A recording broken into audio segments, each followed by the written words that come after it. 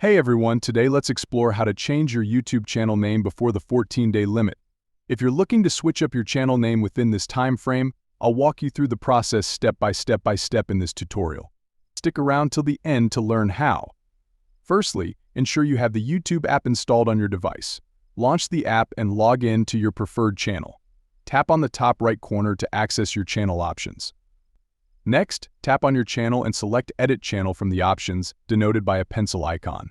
Once in the editing mode, tap on the name option or the pencil icon again to modify your channel name. You'll be able to input a new name, keeping in mind that you can only change it twice within 14 days.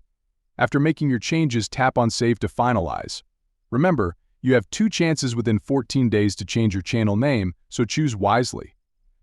After the 14-day period, you can still change your name, but it becomes a more time-consuming process. Take the time to consider your options carefully. That's all for this tutorial, folks. Thank you for watching.